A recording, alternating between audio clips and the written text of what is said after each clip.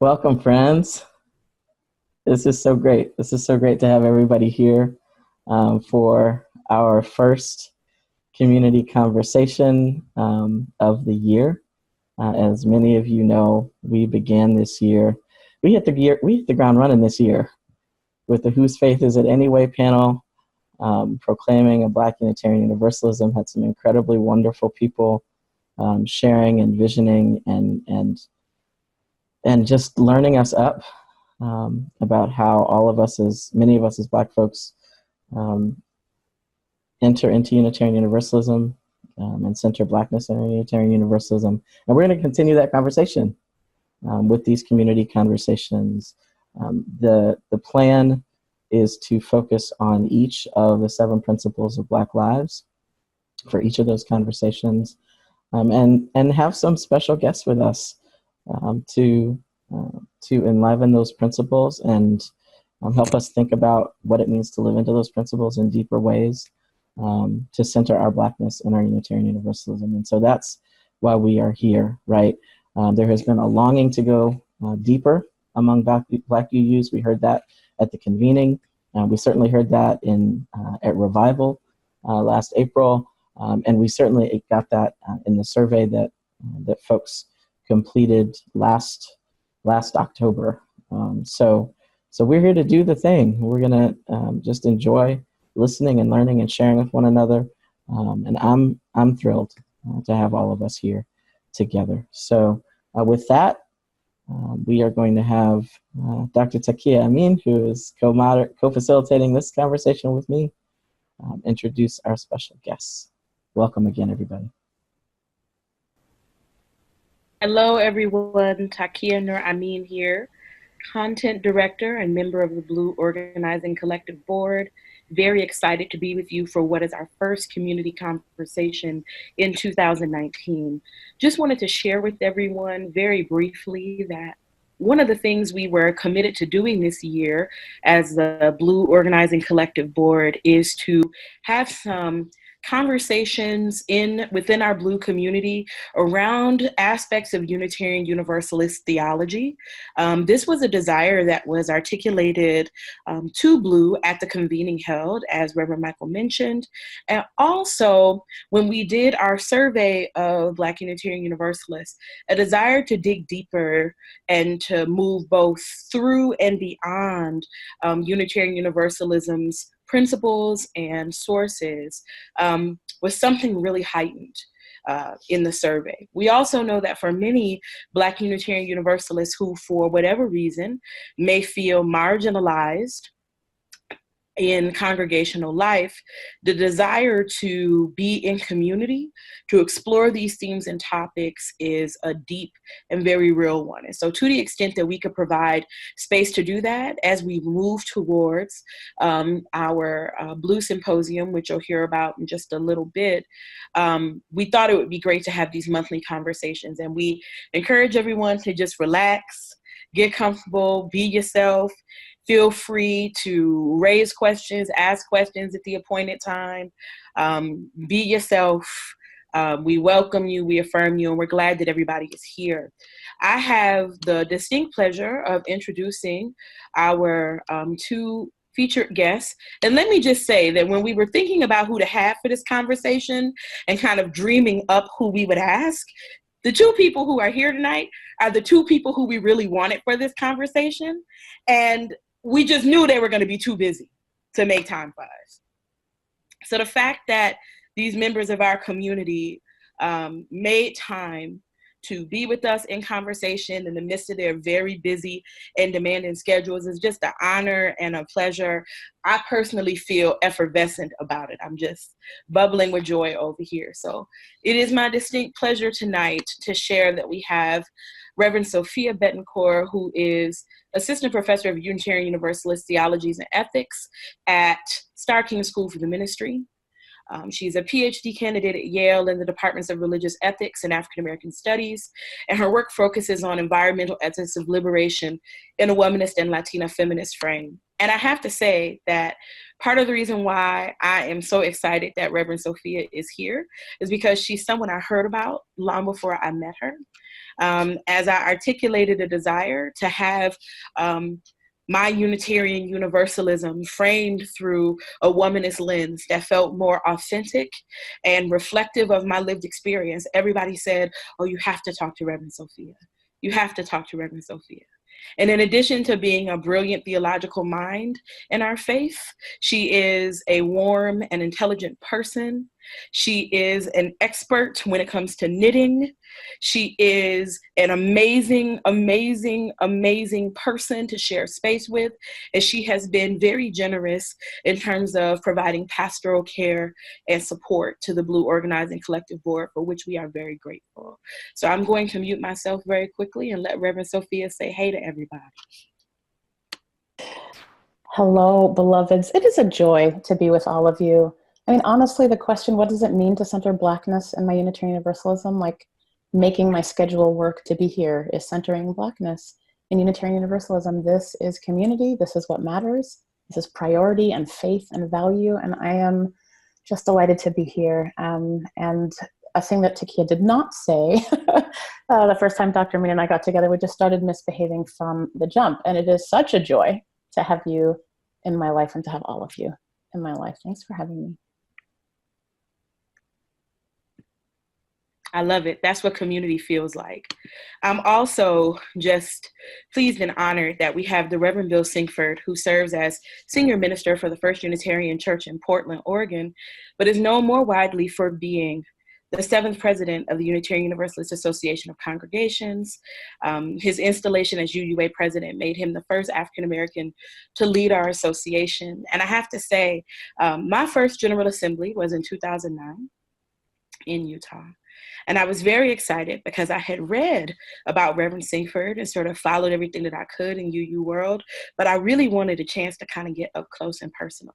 And I'm sure he won't remember this, but I sort of bumped into him in a hallway, you know, covered with my name tag and my first GA ribbons and, you know, my backpack. And I was just sort of blurting at the mouth how excited I was to meet him and what a joy and pleasure it was to follow his ministry.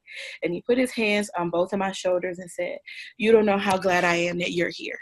And I wasn't, you know, anybody. I was just, you know, a student in Philadelphia at the time who had managed to roll pennies and get to GA. But it really changed the way I felt welcomed in this faith. And it really encouraged me to continue moving forward in Unitarian Universalism. So I'm going to mute myself. And Reverend Bill, you can say hey to the people. Hey to the people. Takia, I'm in tears. And what I'm so glad to be here, and like Sophia, making time to be here is actually, it's part of the work.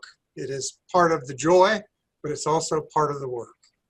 And I am so mindful that when we are living out our faith as I hope to live it out, we're all putting our hands on each other's shoulders and telling each other that we matter. And actually, that is where my theology starts. And so thank you for bringing tears to my eyes, sister.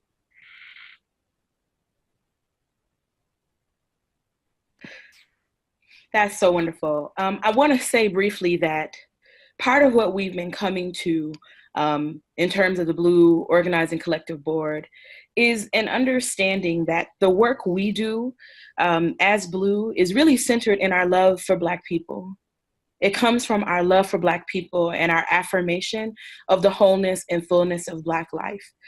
Our work is not merely a reaction to white supremacy or to other forces that would seek to undermine or thwart our humanity.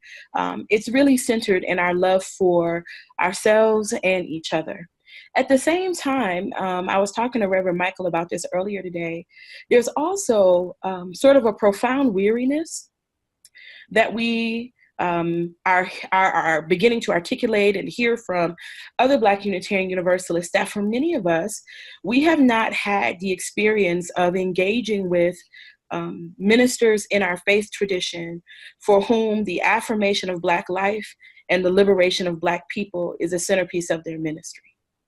It has been hurtful to be in a tradition whereby many of the ministerial voices that are celebrated and lauded in our faith are not voices that also proclaim the value unequivocally of Black life and a commitment to Black liberation as a part of the work of our faith.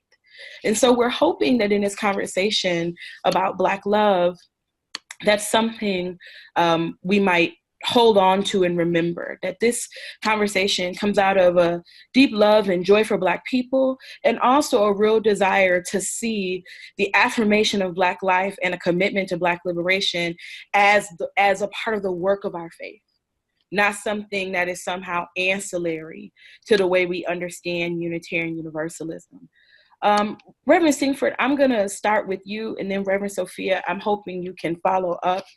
How would you respond to this idea of what feels real and relevant with respect to this principle in your life? And by this principle, I'm talking about the first principle of Black lives that BLUU articulates, which is the idea that all Black lives matter. All Black lives matter. Thank you, Takia. So I begin looking at that language and responding to that language.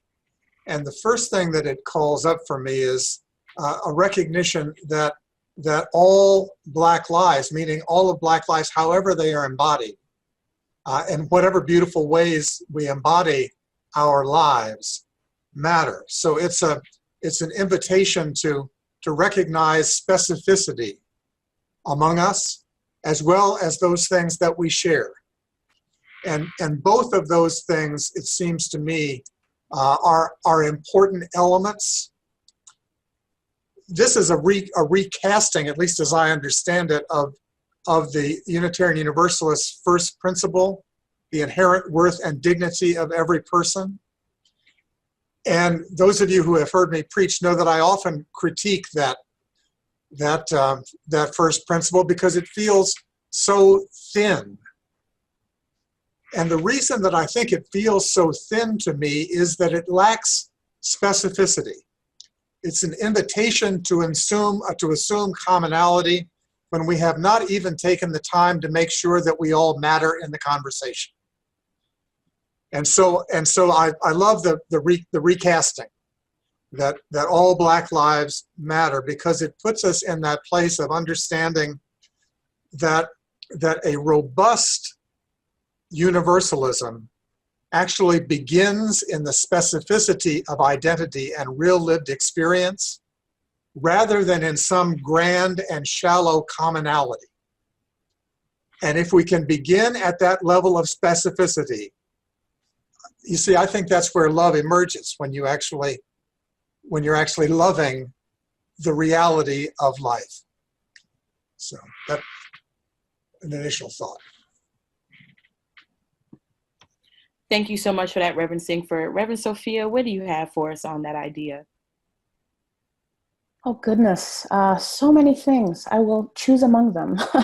I also push, not back, but push against our first principle. And I very much agree with Bill. I want the depth that was missing in the philosophy that principle is birthed out of. And so what I love about the principle of all Black lives mattering is twofold. Partly personally, it is something that really speaks to my life, and I'll say more about that in a second. But also it's a reminder of deep accountability on a level that I find central to my faith and to my theology. But as a member of BLUU, as an Afro-Latina member of BLUU, the reminder that all Black lives matter means that I am in a space where my Blackness is sacred, right, in all of its complexity, in all of its nuance, in all of its diaspora, but also where my Latinidad is a part of who I am, right? And that does not, I have never, I'm thinking if this is true, I think BLUU is the only place in all of Unitarian Universalism where I have not been asked if I truly fit because of the complexity of the identities that I carry with me, right? So even amongst communities of color, and this is complicated, right? How we identify in different spaces is often called into question, and that comes from deep need for survival, right? That is not about lack of love for one another. It is about how resources divide us, how safety divides us, how many other things encourage us to be as limited as possible in our understanding of community and one another, and how can we be a faith tradition that does not lean into the kind of deep universalism that Bill is talking about, right? And I'm also thinking our sister Aisha Hauser posted recently on Facebook, I think, this kind of please check your assumptions about what intersectionality means. And I really appreciated that. I want us all to lean into Kimberly Crenshaw's work, but also this reminder, right, that how the varied pieces of our being that we carry with us change the assumptions, right, about our needs, about how we move through the world based on intersecting oppressions. That came from the erasure of Black women, right, in legal realities in this country. And so all Black lives mattering reminds me we are complicated beings. We cannot make assumptions about another person's needs, right? We can center our values, we can center our faith, we can hold fast to one another and stop long enough to learn someone's story, to know how whatever the issue is really applies to them, right? And this reminds me to be a co-conspirator across lines that I might not otherwise pay attention to. I want to be a part of trans women of color's lives, of people with disabilities' lives, of all kinds of queer Black folk, all the various parts of life and living that I may not embody myself, but where I become more whole because I am in community with other Black folk, with other UUs, right, in general, whose lives are not like mine. Right, and so can we reclaim our first principle to be a centering focal point in our religious living? And I agree with Bill, we do that by being more specific. We do that by knowing one another and knowing one another's stories, and by letting some of the assumptions that we sometimes hold on to out of fear or need for safety go in favor of that larger love we are called to in this faith.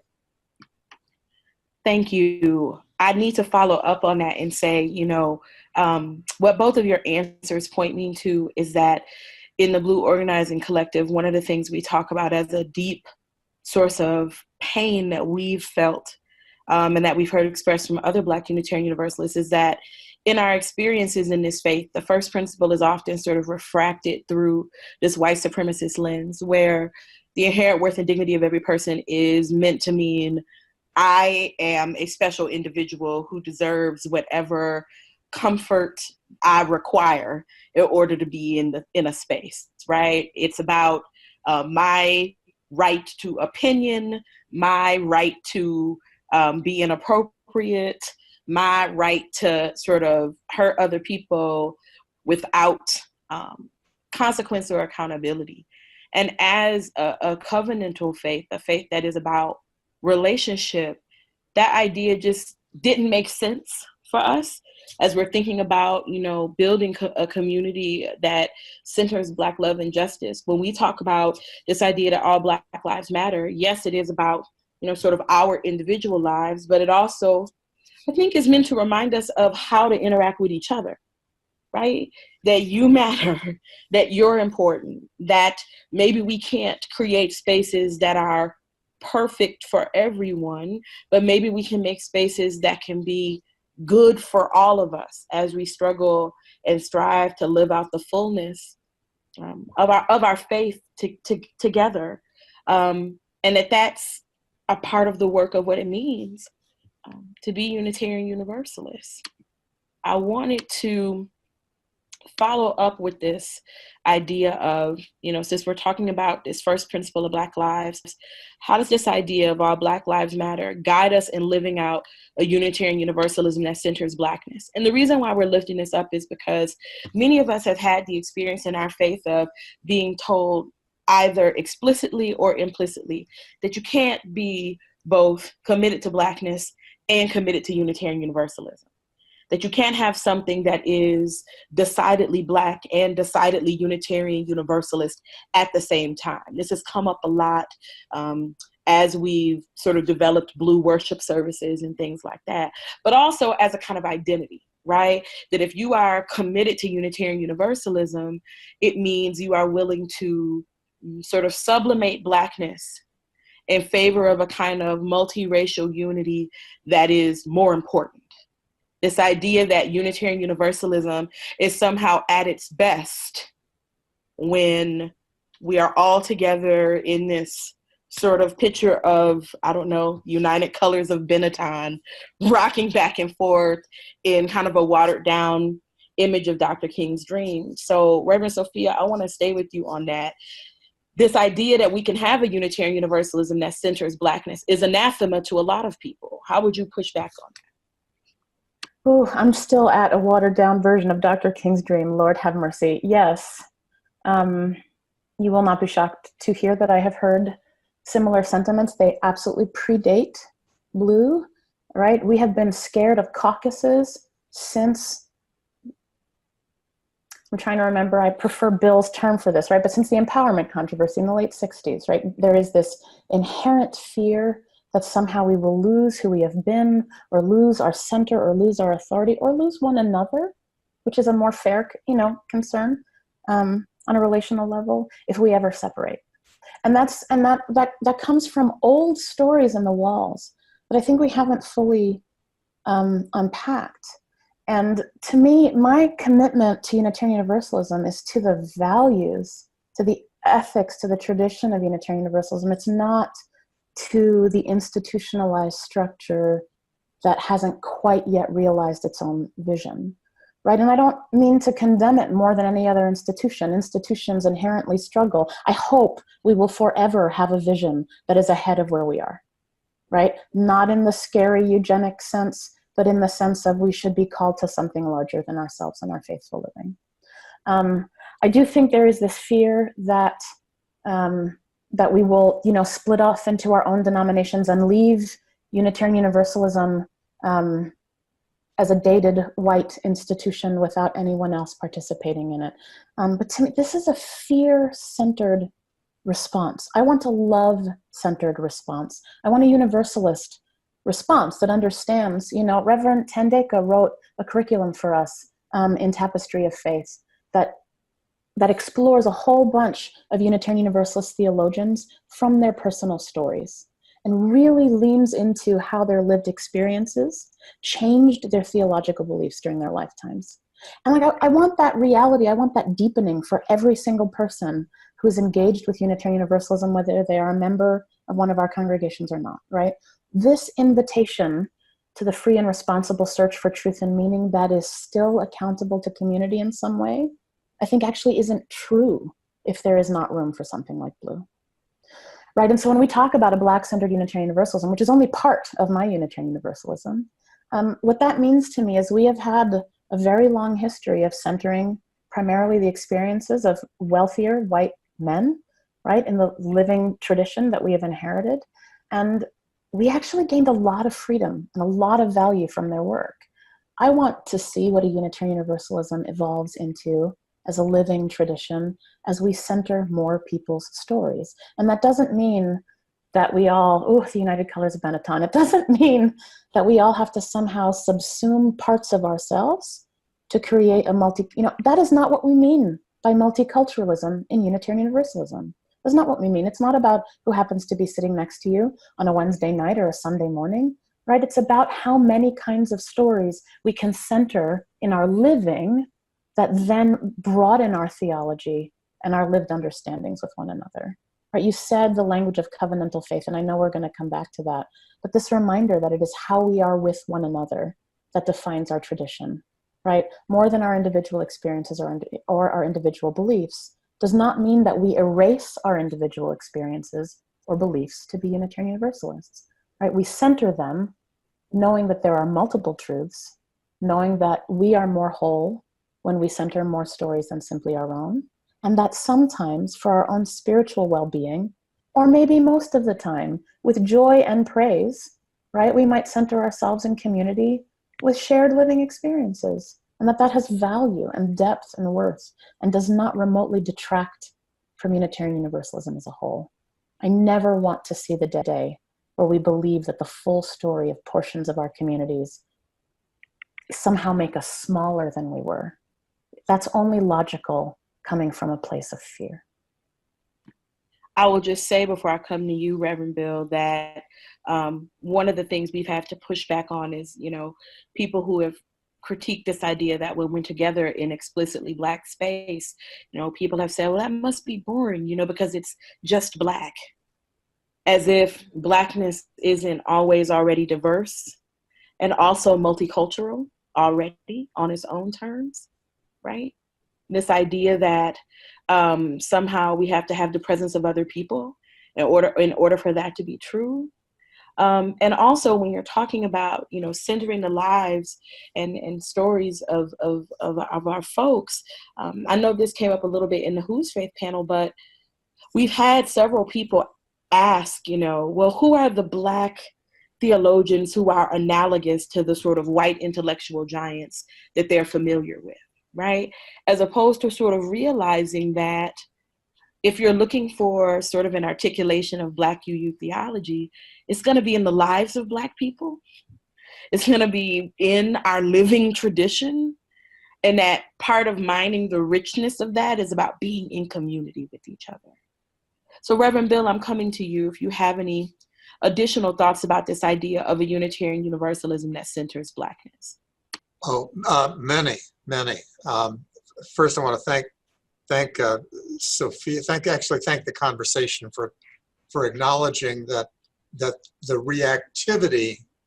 reactivity to being in caucuses, to gathering as we're gathering now, is I believe centrally fear-based within the white community, and I have come to believe that it actually that our coming together causes fear among our white co-religionists, because it gives the lie to what they believe, what they have been able to tell themselves that they believe. It's such a critique of their own shortcoming that and it therefore means that we are extremely dangerous people. We may not feel that way, but we are extremely dangerous to our white co-religionists. And if we understand that, it leads us into an understanding of why we are valued, why we matter to them. And it's actually, and it's not true for everyone, and let's hope we're all growing and becoming more loving and able to know each other as human persons. But that fear, as I believe, means that we are seen as acquisitions.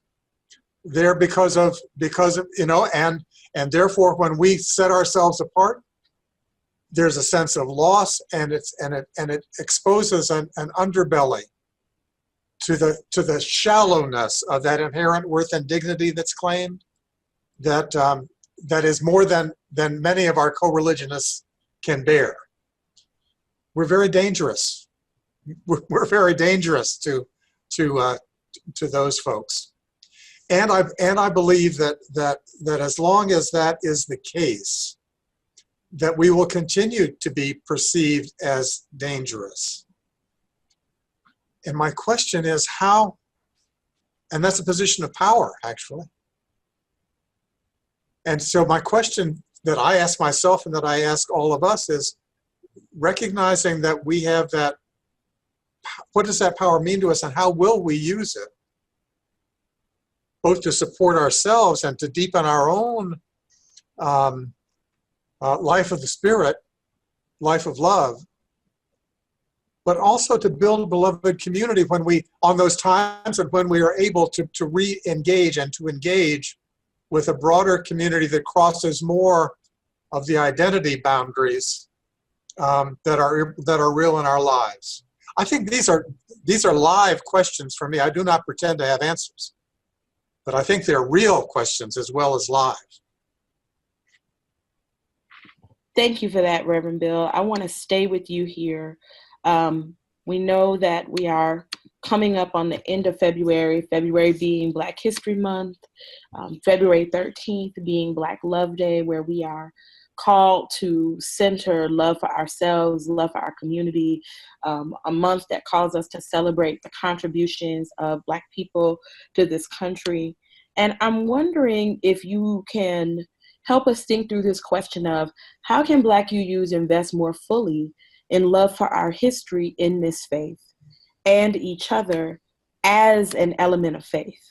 How can we think about loving our history as Black people and being in loving relationship with each other, not as something separate from what it means to be Unitarian Universalist, but as something that Unitarian Universalism calls us to do? Well, thank you for that question. The first place that I want to start, Takia, is to give a shout out to Mark Morrison Reed, who is the premier historian, recognized historian within our faith.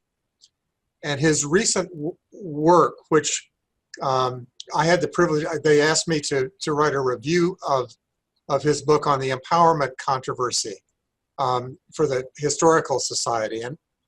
And what I'm appreciating more and more of Mark's work is that it is grounded in the individual stories of Black and person of color Unitarian Universalists who have been a part of our history always. I was thinking before the call about my home church, First Cincinnati, where I found Unitarian Universalism when I was 14. This is 1,000 years ago, right? And I was remembering that at that point, probably 15 or 20% of the adults in the congregation were Black. More than half of the kids in my youth group were Black. And that's the Unitarian Universalism that I thought was Unitarian Universalism. At my first blood, that's what I thought we were supposed to be looking like. I had the chance of preaching for the new minister at that church this last fall, Connie Simon, our colleague. And there were a lot of Black folks at the installation, family and friends of Connie, other Black colleagues who had made the trip. But there were virtually no persons of color in the congregation. And it was such a sadness to me and made me wonder what Unitarian Universalism might be like today if more of the folks who were present back then had been able to stay. So there's a real sense of sadness that you called up in me about that. Thank you for being willing to be open and vulnerable with us.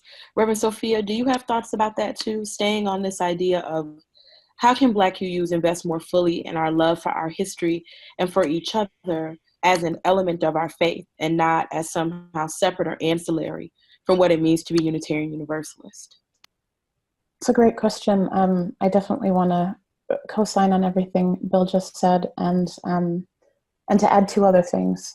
Something that actually came up for me in our last question was just wanting to put out a reminder that almost every liberation theology tradition that I know considers every living person in its communities to be a grassroots theologian, right? In response to that question about like who are I'm assuming, right, our Emersons and our Thoreaus, and our Channings, like who are our greats, and to say perhaps actually that is not our cultural standard, nor does it have to be, right? That actually for us, the work of lived theology, and this is a part of our history also, is in every member of our community.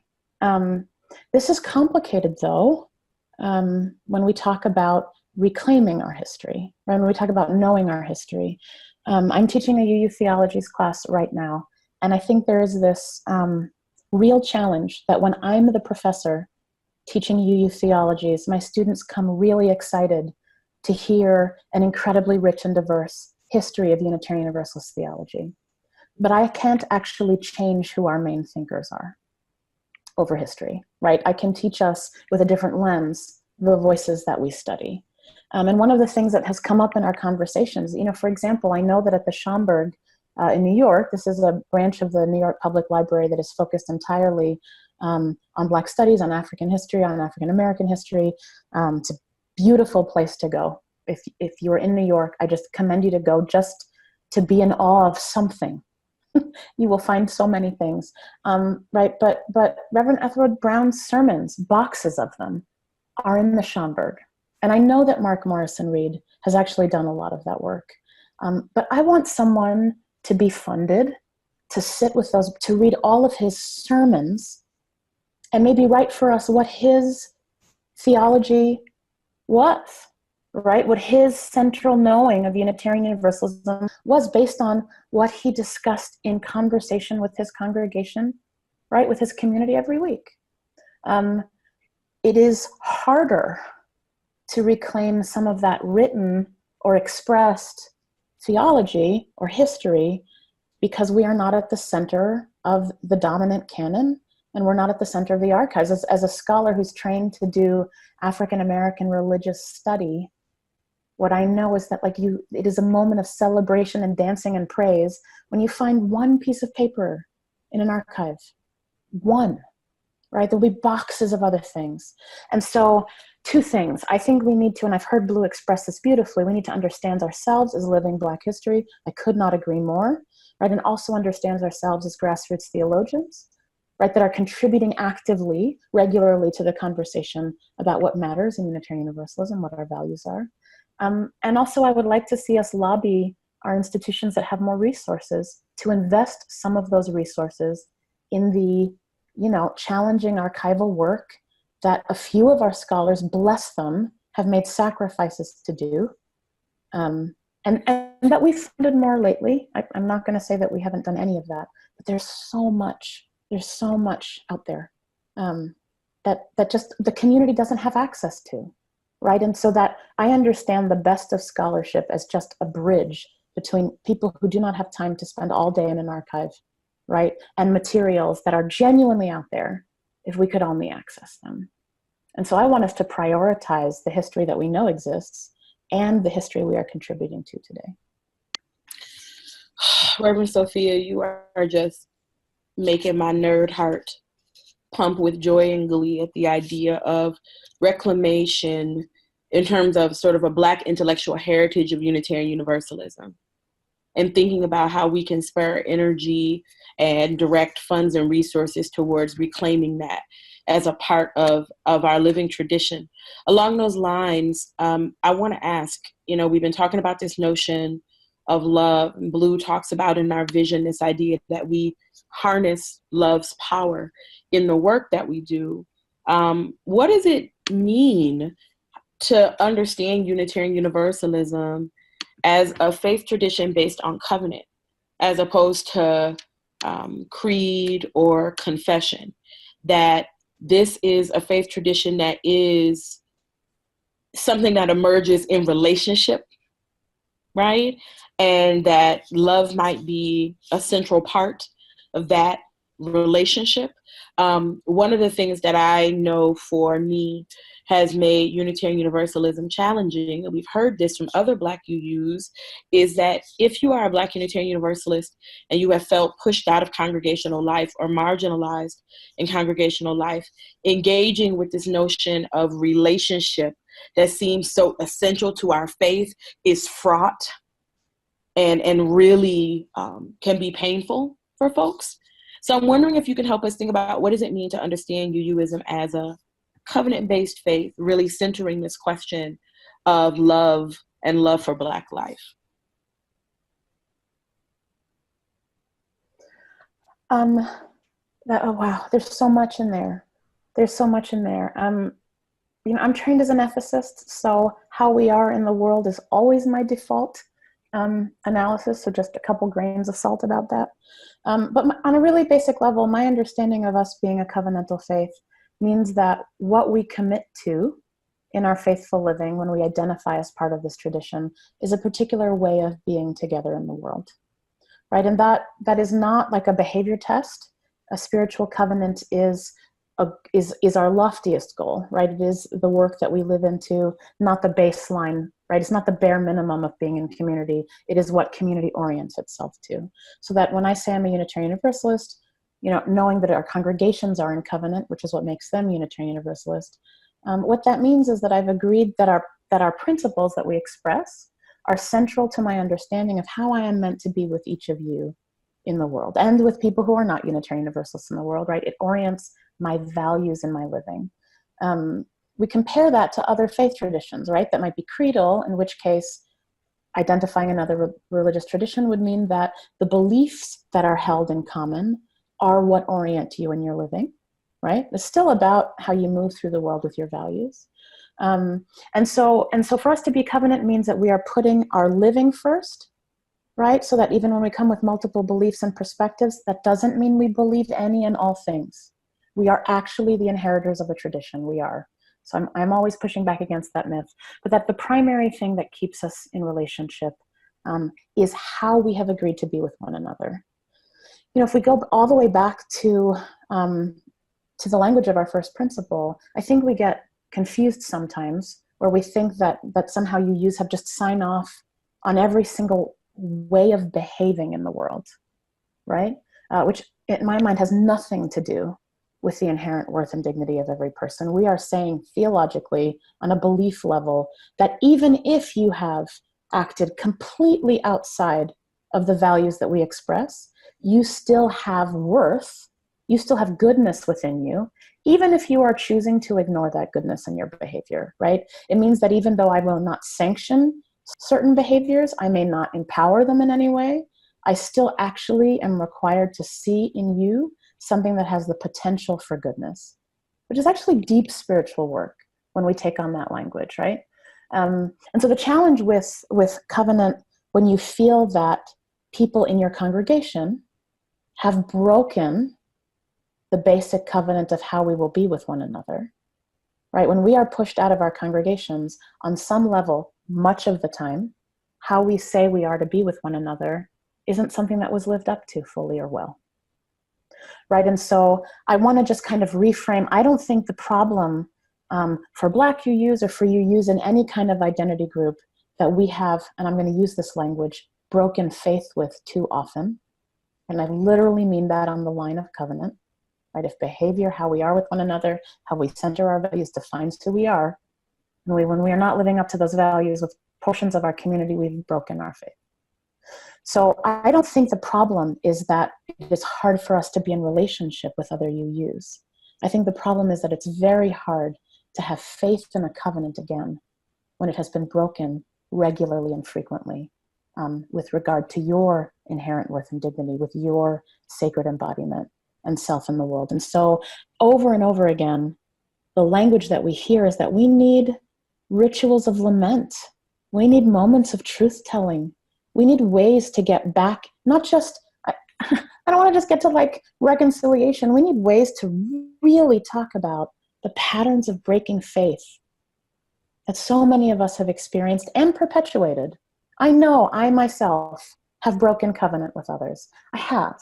I hope that I have learned better how to own that, do my own spiritual work about it without forcing that person to take care of me or that community to take care of me. It's not their job. Right, and to find a way to re-enter that covenant when the person or people whose faith I have broken are ready for me to be in community again, not when I am ready to be forgiven. This is complicated spiritual work. And so again, we need spaces like BLUU, we need spaces like Drum and Trust and Equal Access, and all. There are reasons why part of our thriving is being able to be in a place where trust in our covenant isn't something we have to worry about for long enough to recenter ourselves in our faithful living. Right? Covenant is what keeps us going, and covenant is what breaks our hearts too often. That's amazing. Reverend Bill, I'm coming to you. I see your, my teacher hat is on. I see your wheels spinning. You got it. Come on, share with the people. So I want to, I want to sign on to Sophia's statement strongly, but also to remind you of what one of our religious ancestors, the Reverend Bill Jones, said, which was that it's very important to do your sociology before you do your theology. And to ask us to remember that the theology of covenant actually came out of a particular community in New England. It was a uniform community of immigrants, white immigrants from Europe. It was a community of sameness, and that theology of covenant actually fell apart as the congregations that were part of it became further and further dispersed geographically and had a harder and harder time of actually being in accountable relationship. But if you look back to the theology of covenant that they expressed, it's called the Cambridge Platform, and the nerds among you, the theological nerds, will have studied it, right? It talked about a kind of robust relationship. They talked about not just being in relationship, but they talked about admonition, one congregation to another, one minister to another. They talked about calling, it was calling people out is what it was, right? And so that's a part of our tradition as well. Doing it in love is, I think, the test, because it's easy to move into that calling out space out of anger and hurt. Doing it in love is a bigger, at least for me, a bigger challenge than it's ongoing challenge. But there is the potential there in that tradition to give us some resources to work with, both as we imagine how we're going to be together, but also as how we're going to be together with Unitarian Universalism, the larger family of faith.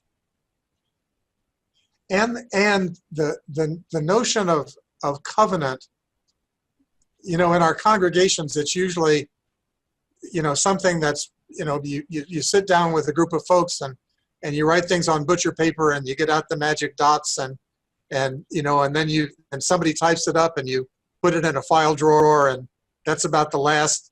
Covenant is actually lived. This is how we live.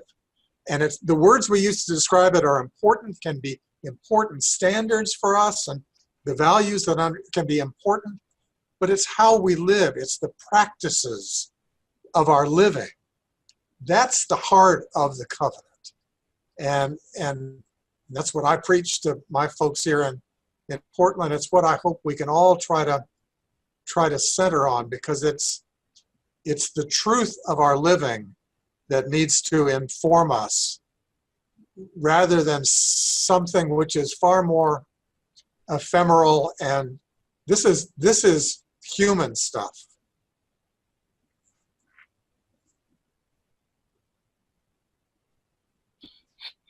Thank you both for the richness that you shared with us so far. I'm turning it over to Reverend Michael for the next part of the conversation. My goodness. I just want to offer so much, I have so much gratitude right now for what you all have offered so far. Thank you so much for being here and for bringing this conversation to life, and certainly bringing it to life perhaps in a new way for those of us who have been engaging in these conversations before tonight, but certainly for everything that you've shared. I was particularly, we want to thank you everyone so much for being here. I have unmuted all of us. So in all the ways that we do that, let's bid each other farewell and good night. Good night. Good night. Love y'all. Take care, everybody. This is so good. Bye. Sleep well, everybody. Take care. So happy to meet a knitting sister. Yes, yes, Love it. Love it. definitely. I was spinning on my wheel during the meeting. See, if this were faculty meeting, I would have been knitting. I do. Takia knows about this. She calls me out on occasion, yes? Yes, I had to get wooden needles because I've dropped metal ones in church. Oh, yeah. Take care, everybody. Take care. I say. Bye-bye. Good night. Thank you so much. Bye. Paige. I Bye. didn't know anything.